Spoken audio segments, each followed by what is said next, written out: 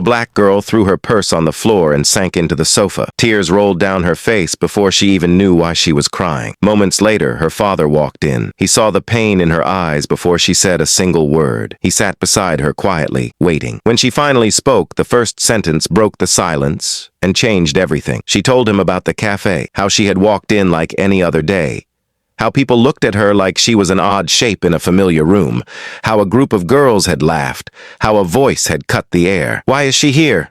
it had asked. "She doesn't belong." Each word landed like a stone, and she felt each one. Her hands trembled as she spoke.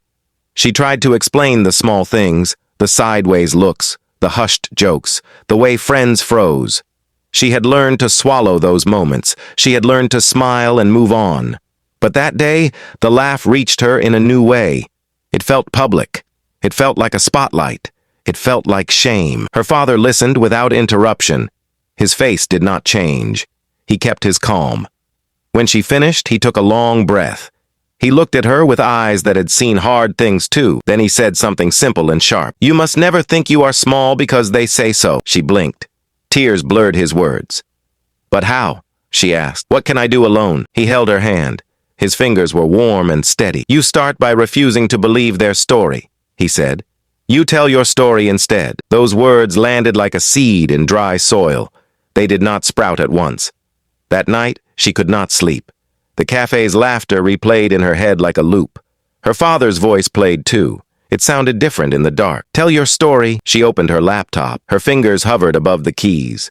She began to write. Not for likes, not for pity.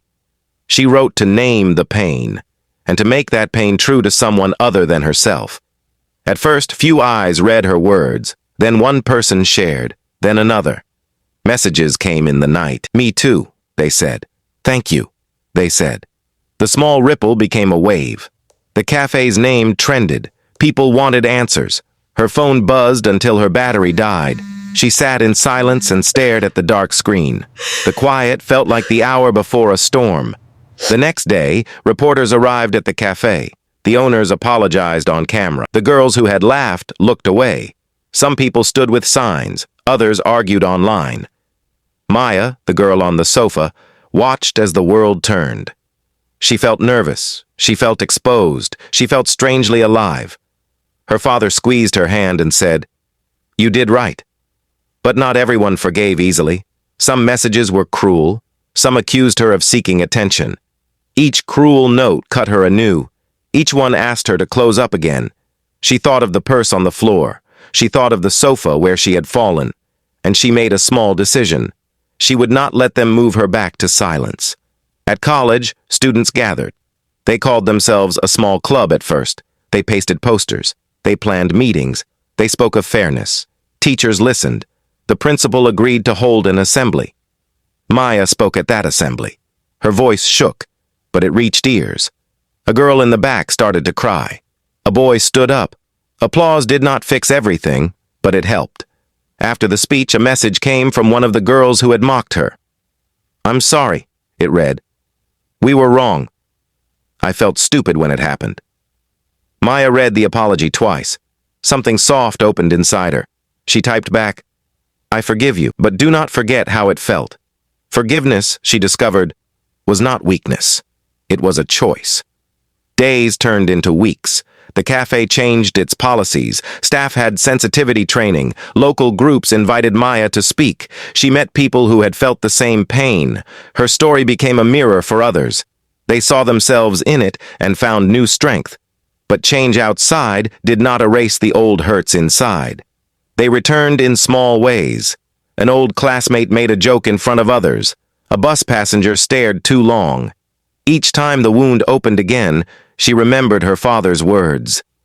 "You must never think you are small," he had said. She remembered, too, the inbox full of thanks. She remembered the person who shared, saying, "You saved me." She learned to breathe through the moments. She learned to answer with truth, not anger. The truth, its own kind of armor, thin, but real. One evening, her father came home unusually quiet. He sat across from her at the kitchen table. He held a small envelope.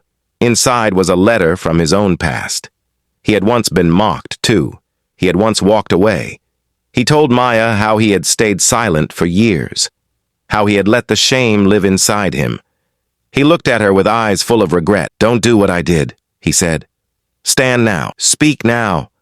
Fight now." Maya pressed her hand to his. She felt his courage move through her. They planned small things together. A workshop at her college, a leaflet to explain bias. They met with the cafe owner. He promised to do better. He asked what they needed. A tiny mural went up near the college gate. It read, "We belong." People stopped to take pictures. Some laughed. Some cried. The mural was not the end. It was a start. A month later, an old friend called. She had left town years ago. She sounded different. "I want to build something," she said. "A safe space." Maya listened. She remembered the sofa, the purse, the father, the crowd. She agreed. They found a small room. They painted it bright colors. They put up chairs. They called it a space for stories. People came. They told things that had hurt them for years. Sitting there, Maya realized she was no longer the same person who had thrown her purse. But not all nights were bright. Once, after a long meeting, she walked home alone. A man shouted something from his car. People turned away. Her hands started to shake. She felt the old fear creep in. Her feet wanted to run. Her pulse thudded. Then a stranger coming out of a shop stopped. He walked over and stood next to her. "No one deserves that," he said simply. He offered his arm. She took it. The small gesture changed the shape of the moment. The story of the purse began to cross borders. An online filmmaker asked to make a short documentary. They interviewed Maya, her father, the girls who had apologized, the cafe owner. They showed the quiet face of the woman who had shared a message of forgiveness. When the film premiered locally, the theater was packed. People sat in the dark and listened. At the end, the audience rose to their feet. It was not applause for fame. It was a salute to truth. Time smoothed some edges but left the lessons. Maya still felt the weight of stairs sometimes, but she had tools now. She learned the power of small acts. She learned that a voice could be a bridge. Her father watched, his chest proud and a little lighter. He had taught her, and she had done the teaching, too.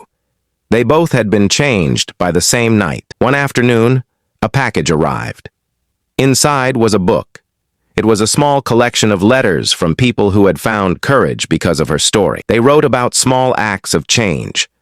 A barber who refused to joke about skin. A teacher who began to teach empathy. A mother who learned to speak to her child differently. Maya read them slow. She cried. But the tears were not all pain. Some were gratitude. On the anniversary of the cafe incident, the community held a small event. They planted a tree near the mural. Children tied ribbons on its branches. Maya stood beside her father. A crowd gathered. People took turns to speak. When it was her turn, she did not shout. She spoke in the calm voice that had found its edge. She said, "We are not built to be small. We are built to grow." As she finished, a hush fell. Then a few people clapped, then many. She looked at her father. He smiled in a way that healed years of worry. A woman approached her after the event. She was older, with a voice like gravel. "You saved my son from silence," she said. He had been bullied and had nearly given up. Maya could not believe the reach of one small act. She squeezed the woman's hands and felt the shock of grace. Not long after, a scholarship was announced in Maya's name. It would help students from different backgrounds feel welcome.